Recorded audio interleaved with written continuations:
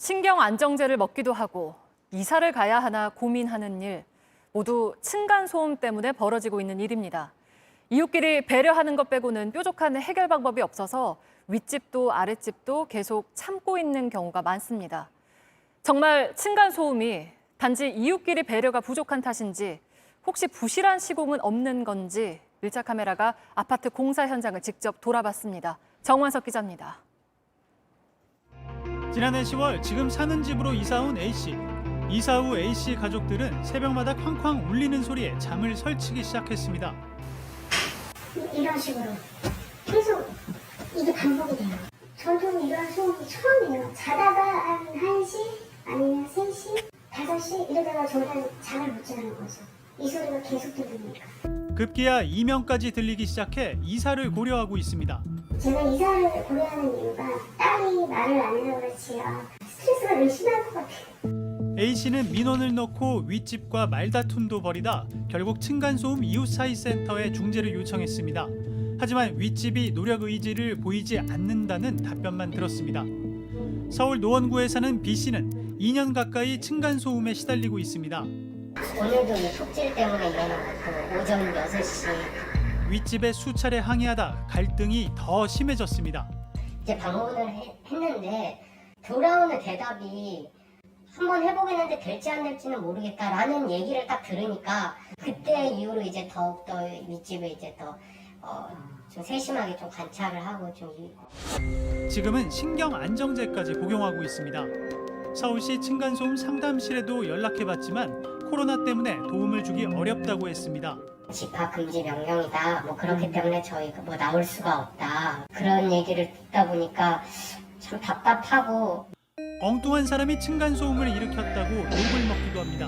아랫집 남성이 방망이를 들고 소리를 지릅니다. 음식물 쓰레기통을 걷어차고 우산으로 난간에 화풀이도 합니다. 하지만 당시 윗집이 공개한 CCTV를 보면 집안에는 사람이 없었습니다. 아예 집에 사람이 없었어요. 그 CCTV 보면은 보일 거예요. 그 동시간대 이렇게 보시면 분명히 안방 거실 아들 방에 사람이 아예 없어요. 사실. 이웃끼리 치고받는 층간소음, 아파트 자체에 문제가 없는 걸까? 취재진은 지난 2년간 수도권의 아파트 공사 현장들을 돌아봤습니다. 소리를 차단하는 자재가 바닥에 제대로 시공됐는지 살펴봤습니다. 층간소음을 막기 위해서 국토부가 정한 규칙에 따르면 이 벽과 바닥이 시멘트로 연결이 되어선 안 됩니다. 그런데 지금 시공 상태를 보면 이 시멘트가 단단히 굳어서 벽과 바닥이 아예 연결이 돼버린 상태고요. 이쪽을 봐도 이 바닥을 만져보면 이 연결 부위가 이미 시멘트가 굳어서 벽과 바닥이 전부 이어져 있습니다. 이 상태라면 소음이나 진동 발생 시 벽을 타고 전달이 될 수 있어서 층간소음에 취약할 수밖에 없는 구조입니다. 벽과 바닥이 붙게 되면 집 자체가 거대한 울림통이 되기 때문입니다.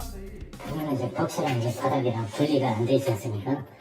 완충제는 측면 완충제는 이제 안으로 들어가 있어요. 네. 근데 이제 몰타를 타설하면서 이제 뭐 시공기랑 이런 거 아끼려고 이제 내리다 보니까 우선 몰타를 그냥 위로 올라가서 벽이랑 붙어버리면서. 반대로 규정대로 된 경우엔 바닥과 벽이 완벽히 분리되고 완충제가 사이에 잘 들어가 있습니다.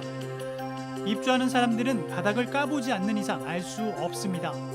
층간소음을 측정할 때만 규정에 맞게끔 벽과 바닥을 분리하는 경우가 있다는 주장도 나옵니다.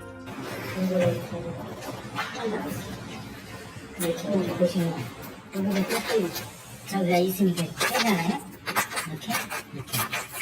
이렇게 깨놓고 한다는 이렇게 해서 팽글로 해가지고 소금 측정을 어디를 하냐면 층간소음에 취약하다고 해서 아파트를 새로 지을 수도 없는 노릇입니다. 서로 조심하면서 산다고 할지라도 이 층간소음 피해를 어떻게 표현하느냐, 어떻게 이 첫 단추를 꿰내느냐에 따라 갈등은 증폭될 수도 있고 반대로 잘 봉합할 수도 있는데요. 귀감이 될 만한 사례자를 찾아봤습니다. 2달 전 아랫집이 윗집에 보낸 편지입니다. 자식을 셋이나 키워 잘 이해한다며 어렵겠지만 조금만 신경 써달라는 당부가 적혔습니다.